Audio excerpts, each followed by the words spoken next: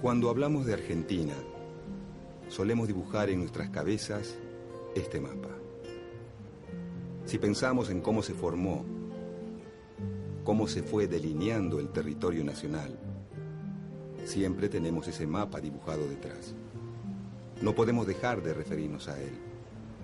Pensamos que Argentina es ese mapa, pero en realidad lo que ahora es Argentina, uno de los países que se construyeron después de la caída del Imperio Español en América, pudo haber tenido otra forma.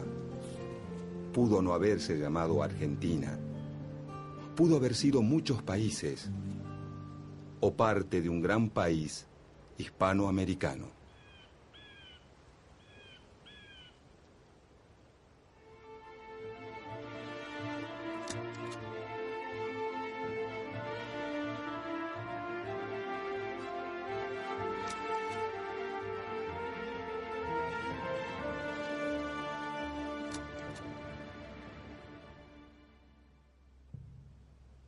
Lo que ahora se llama Argentina era el territorio ubicado más al sur de la América del Sur, que después de la conquista fue organizado por los reyes españoles en el Virreinato del Perú.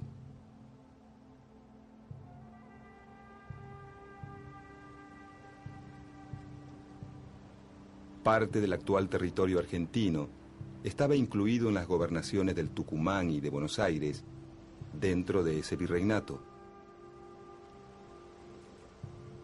En 1776, la corona española funda el Virreinato del Río de la Plata, que ocupa aproximadamente los actuales territorios de Argentina, Bolivia, Uruguay y Paraguay. El eje de la economía se encuentra en la ciudad de Potosí, productora de grandes cantidades de plata. Y se elige a Buenos Aires como salida del mineral hacia Europa. Cuenta la leyenda que es tanto el mineral extraído que con él se podría hacer un puente entre América y España. Por su ubicación estratégica, Buenos Aires se convierte en la capital del nuevo virreinato. El Imperio Español parece volver a florecer, pero aunque nadie lo sabe, está a punto de derrumbarse.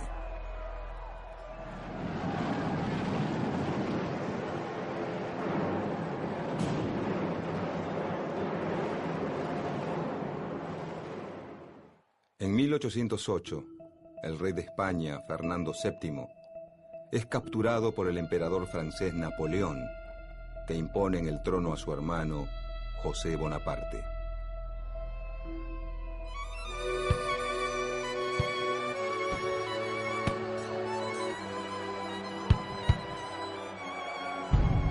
Las ciudades españolas se rebelan y forman juntas en nombre del rey preso. Agrupados en la Junta Central de Sevilla, buscan expulsar a los franceses y mantener su autoridad sobre América. En 1810, la Junta Central se derrumba ante los ataques franceses y España queda bajo el dominio de Napoleón Bonaparte.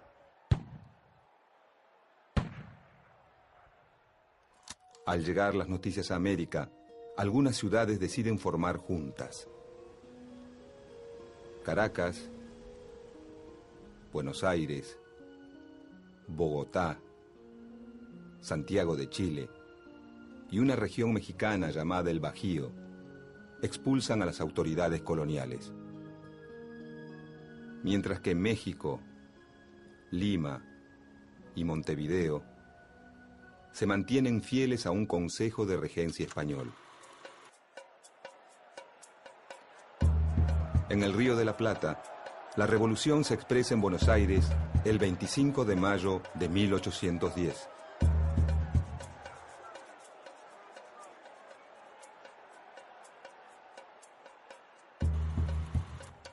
El grupo revolucionario que desplaza al virrey Baltasar Hidalgo de Cisneros cuenta con el apoyo de la milicia criolla, con la que busca asegurarse la adhesión del resto del virreinato. Con la Revolución de Mayo comienza el proceso de independencia de las colonias españolas en el Cono Sur. Paraguay y Montevideo se oponen a la revolución, no así las zonas rurales de la banda oriental. Mientras que el ejército de Buenos Aires es derrotado en Paraguay, Montevideo se rinde en 1814.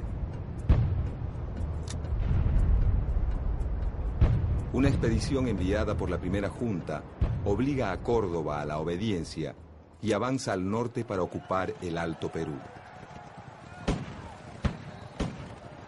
La expedición comienza con un triunfo, pero finalmente es derrotada. El poder está dividido. Durante años, ni revolucionarios ni realistas pueden pasar más allá de Salta. Para los lugareños, la guerra se convierte en algo cotidiano, en el centro de sus vidas.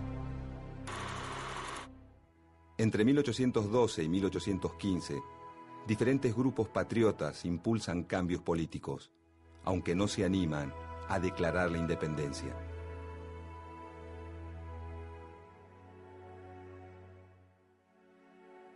En 1815, el gobierno revolucionario apoya el plan del general José de San Martín: atacar a los realistas en Chile y avanzar sobre el Perú.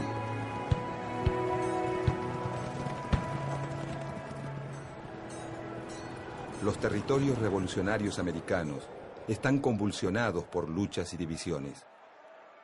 En Buenos Aires, los dirigentes, a pesar de sus diferencias, coinciden en dos premisas: ganar la guerra contra los realistas y mantener un sistema de gobierno centralista con sede en esa capital.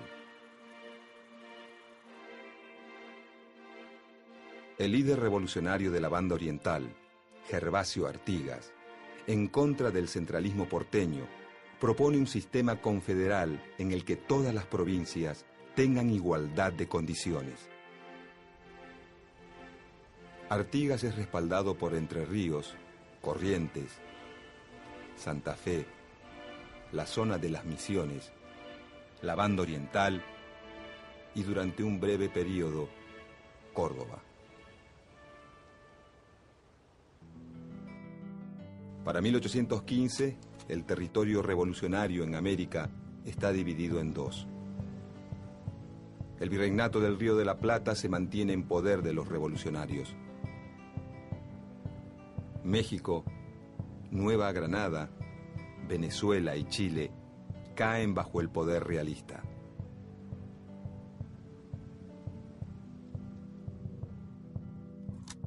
En 1816, el sistema revolucionario rioplatense supera una etapa crítica.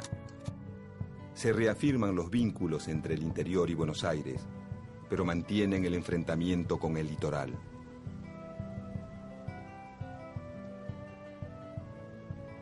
Para disminuir la tensión, se elige a la provincia de Tucumán para llevar a cabo el Congreso que declara la independencia de las Provincias Unidas de Sudamérica. Potosí, Cochabamba y Charcas, que hoy pertenecen a Bolivia, son algunas de las regiones que declaran la independencia. En cambio, algunas provincias que hoy son argentinas, como Santa Fe, Corrientes y Entre Ríos, no concurren al Congreso de Tucumán. El nuevo país independiente tiene dos grandes desafíos: el conflicto con los realistas y la guerra civil entre Buenos Aires y el litoral que dirige Artigas.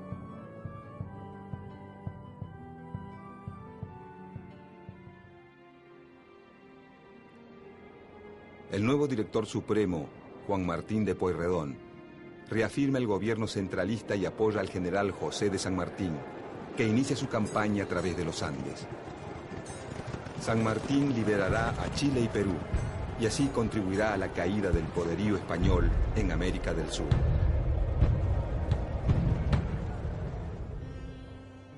Pero en las Provincias Unidas, El alto costo de la guerra debilita al gobierno central, que delega en figuras destacadas de cada provincia la capacidad de reclutar hombres y recursos para la lucha. El sistema revolucionario vuelve a entrar en crisis y se disuelve en 1820.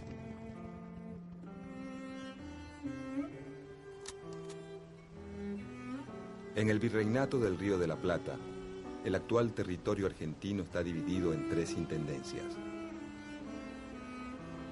Salta del Tucumán, Córdoba del Tucumán y Buenos Aires.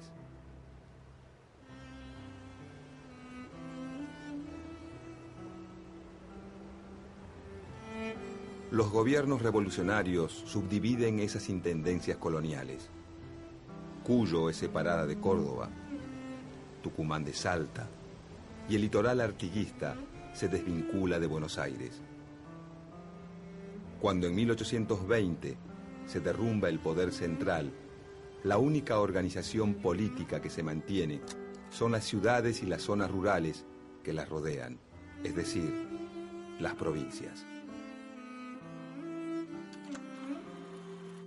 Se intenta crear jurisdicciones más grandes luego del derrumbe del poder central, la llamada República de Entre Ríos y la República de Tucumán, pero pronto fracasan. Quedan entonces 13 provincias y más tarde se agregará Jujuy. Cada una de ellas posee autoridades propias. Muchas sancionan una constitución provincial y en algunas surgen líderes locales que se convierten en caudillos. Salta, Tucumán, Entre Ríos, Santa Fe y la Banda Oriental han sufrido la devastación de la guerra.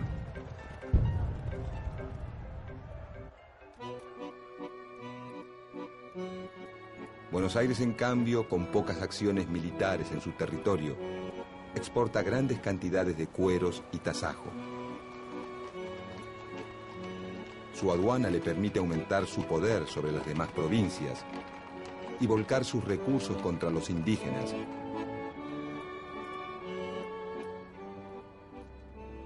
Y en pocos años duplica el territorio hacia el sur.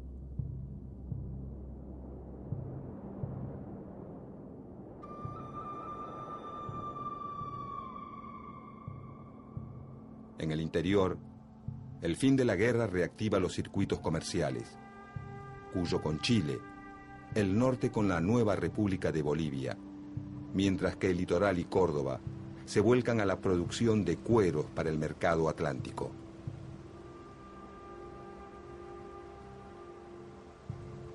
Las nuevas tendencias comerciales, lejos de contribuir a la unidad, fortalecen las divisiones.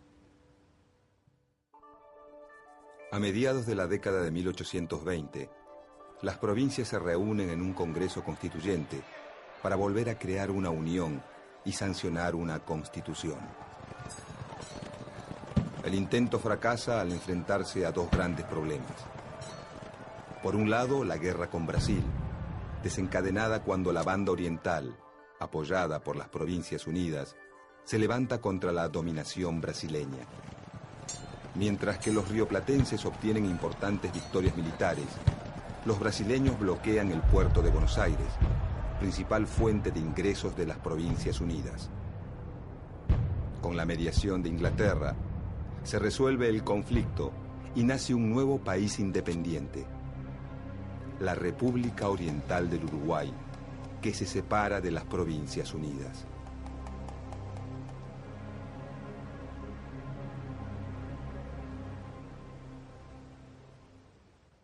Por otro lado, el Congreso Constituyente se enfrenta a una profunda división en el ideal de Estado.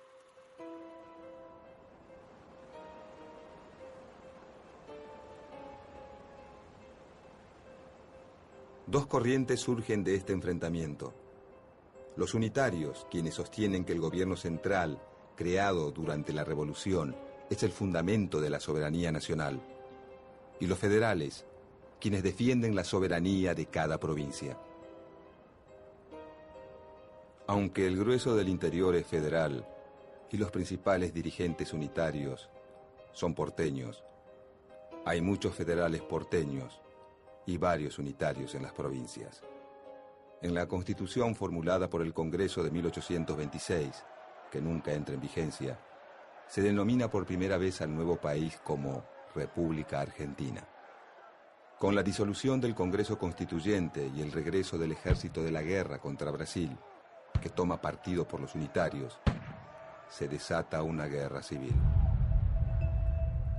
En el litoral, el intento unitario de hacerse del poder fracasa al poco tiempo. Buenos Aires, Santa Fe, Entre Ríos y Corrientes se afianzan como provincias federales. El resto de las provincias se aglutina en la unitaria Liga del Interior, conducida desde Córdoba por el general José María Paz. La contienda se resuelve a favor de los federales, y a comienzos de la década de 1830, las 14 provincias suscriben el Pacto Federal.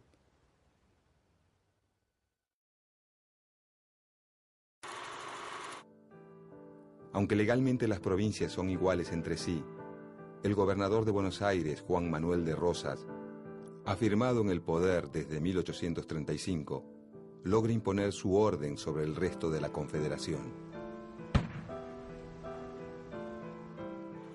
Por medio de la diplomacia o de la fuerza, obtiene gobernadores adeptos en todas las provincias, afianzando su poder a través de un único partido federal.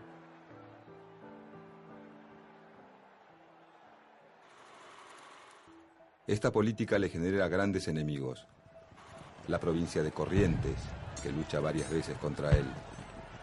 Los antiguos unitarios, un grupo de federales antirrosistas, y un puñado de intelectuales conocido como la Generación del 37. Todos se oponen fuertemente al gobernador porteño.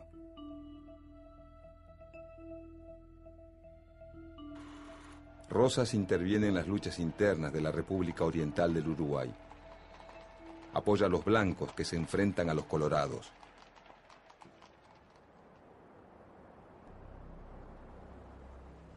Los franceses aprovechan estos conflictos y bloquean el puerto de Buenos Aires entre 1838 y 1840. Entre 1845 y 1847 lo vuelven a hacer, esta vez junto a los ingleses.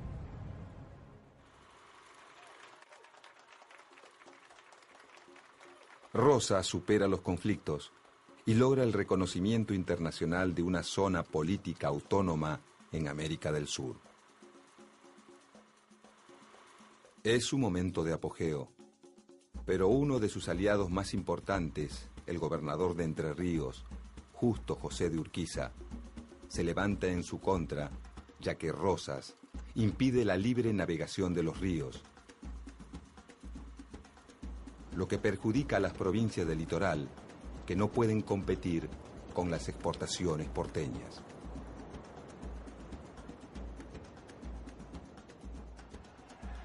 A Urquiza lo apoyan Corrientes, los opositores emigrados, los colorados uruguayos y Brasil. Este conflicto se resuelve con el triunfo de la alianza antirrosista en la batalla de Caseros en 1852. Rosas se exilia en Inglaterra, donde residirá hasta su muerte.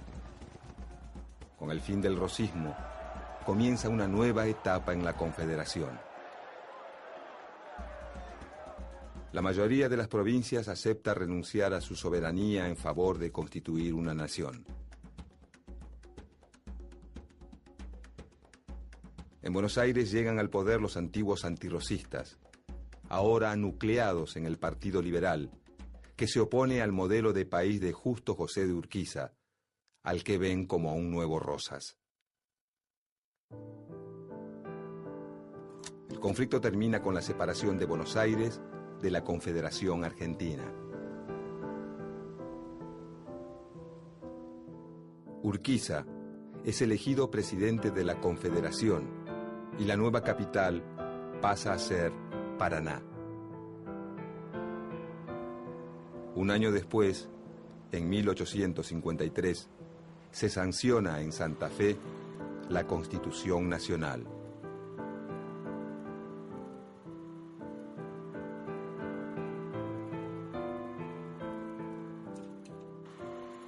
Buenos Aires no acuerda con una unión en la que no tenga privilegios, ni tampoco con entregar los beneficios de su rica aduana. Durante los 8 años en que permanece separada de la Confederación, Buenos Aires prospera gracias al aumento en sus exportaciones de lana y cuero. En cambio, la Confederación enfrenta grandes problemas económicos y muchos de sus dirigentes creen que no existe futuro sin Buenos Aires. La tensión va creciendo y en 1859 se desata la guerra. Las tropas de Urquiza triunfan en la batalla de Cepeda. Se firma un tratado de paz y se vuelve a incorporar a Buenos Aires a la Confederación Argentina. Pero los enfrentamientos continúan y en 1861 se libra la batalla de Pavón, en la que los porteños salen vencedores.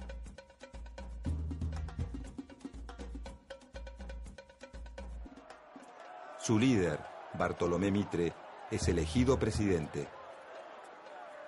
Aunque las 14 provincias se rigen por la Constitución Nacional y una autoridad central, Mitre pretende un Estado con predominio de Buenos Aires.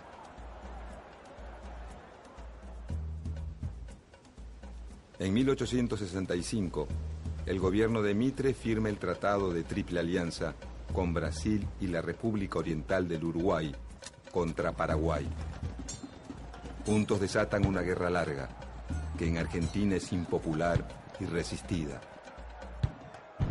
Concluye con la destrucción socioeconómica del Paraguay, que pierde a la mayor parte de su población masculina. Brasil y Argentina se apoderan de una parte del antiguo territorio paraguayo. Durante el conflicto se forma un ejército que, por primera vez, depende fuertemente de las autoridades nacionales y no de las distintas provincias.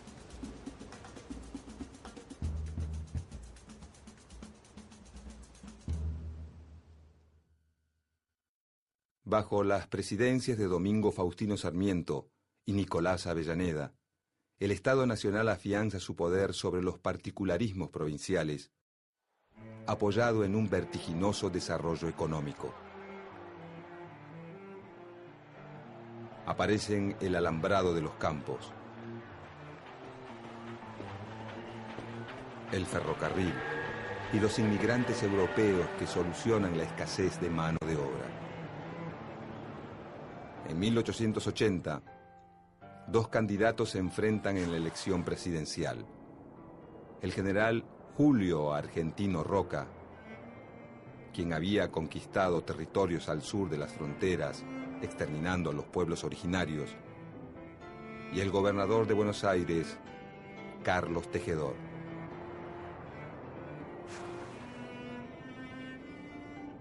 Julio Argentino Roca triunfa.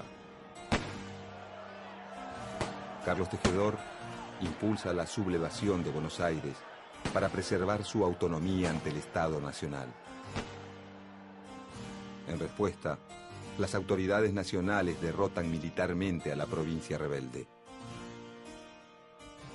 En 1880, la ciudad de Buenos Aires pasa a ser la capital federal de la República Argentina y en 1882 se funda una nueva capital para la provincia de Buenos Aires que será llamada La Plata.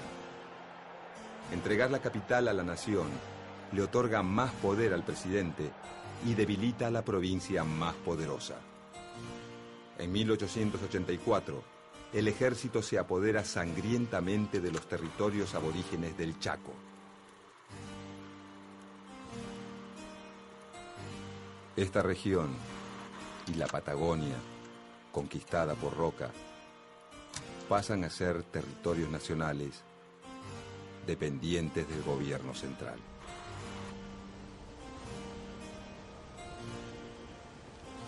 En la década de 1880, con el mapa argentino casi idéntico al que conocemos hoy, la existencia de un poder central consolidado, una sola moneda y un solo ejército nacional, se cierra el conflictivo y complejo proceso de construcción del Estado argentino. Pero otros procesos se abren y continúan. Los habitantes de ese Estado van a afrontar la conformación de una nueva sociedad, la aparición de un nuevo sistema político y la afirmación de una economía capitalista que provocarán conflictos, luchas de intereses, acuerdos y distintas alternativas que llenarán la historia argentina del siglo XX.